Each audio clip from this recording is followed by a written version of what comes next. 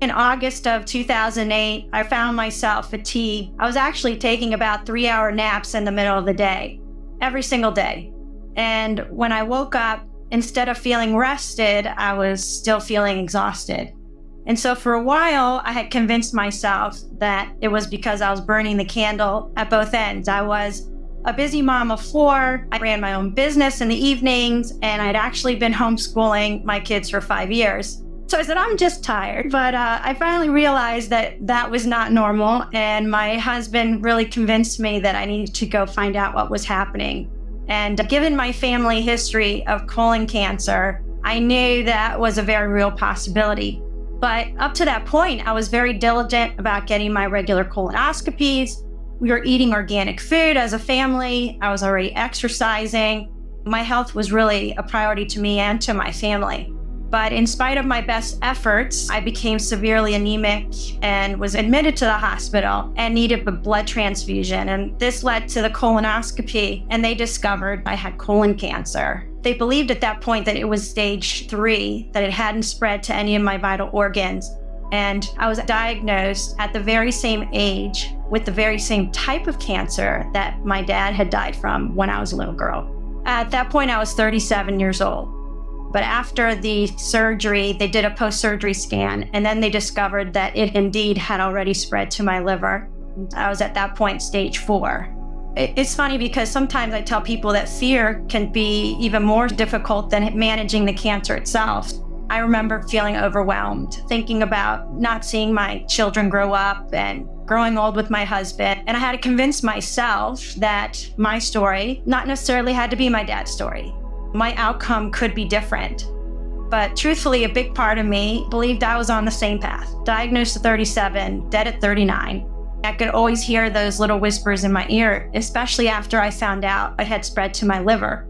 And they told me I had a less than 8% chance of survival at that point. So we quickly realized, okay, I have a choice to make here. And am I going to give into this fear? Remember using his words to remain strong and courageous and quit being terrified and just trust him for my outcome.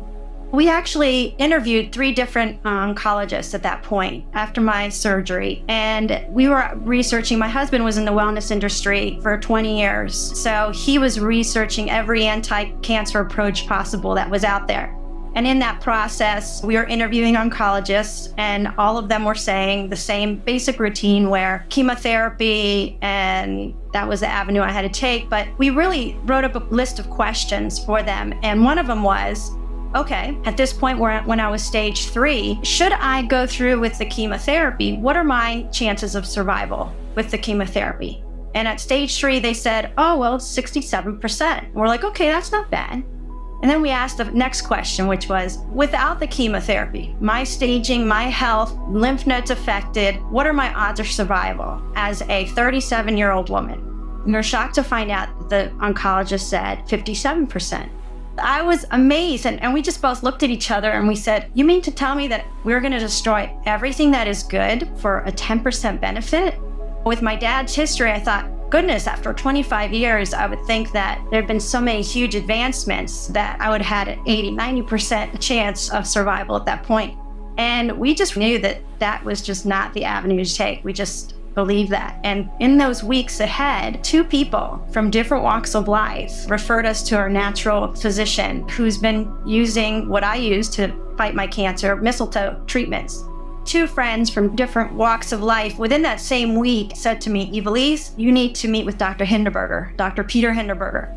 And I knew that that was a sign that I needed to listen to that. And we made an appointment with him. We were sitting in his office, and my husband had already set up this great protocol for me with a special diet, high alkaline diet, and supplements necessary for my type of cancer. And he said, all of these things are great. He said, but Ivelisse, in my practice, the backbone of treating and preventing future cancer is mistletoe. And he says, you need something stronger, especially after the surgeries, that you can go in there and remove those microscopic cancer cells, and mistletoe will do that. And the great thing with it, unlike chemotherapy, it will not have any side effects, and it helps boost your immune system to fight, especially when you're immune compromised after cancer. I had been following Jordan Rubin's The Maker's Diet for years. We actually just adjusted that, and we eliminated a lot of the meat and especially for colon cancer, you want to avoid red meat. I still did eat organic chicken, but I don't eat a lot of it, being cautious of portion sizes. I was actually doing juicing. I also was taking Juice Plus, which also helped on top of all the fruits and vegetables that I was taking. I was taking a juice that a friend of my mom's told me about that was really helpful, which had a little bit of beet and a little bit of apples, and she would juice this for me every morning, and I would take it.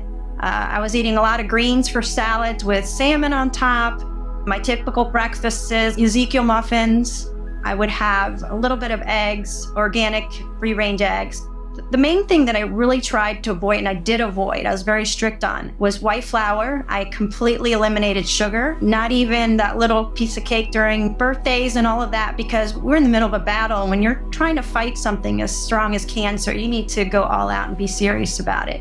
I will tell you that now, almost 5 years out, I will have that treat now and then, but it's not a common occurrence, it's a treat. I really believed in what we were eating and what we were doing. And with the mistletoe alongside that, I really felt very confident that we were going to do well and beat it.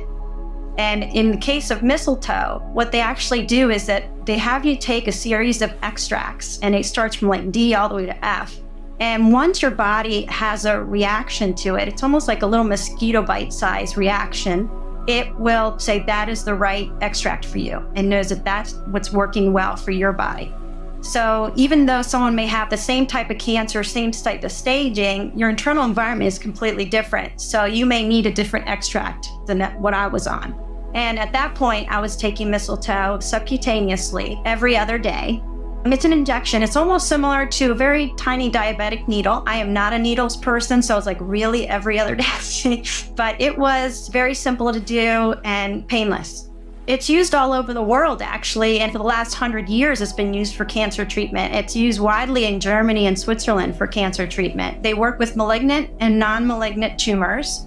For those individuals who do go the conventional route with chemotherapy, it does help to offset the nausea, the vomiting, the lack of appetite. It helps to diminish tumor-related pain. And then lastly, which is why I'm still on it, and I take it 2 times a week now, it helps to prevent reoccurrence. It keeps to maintain your immune system strong and fighting for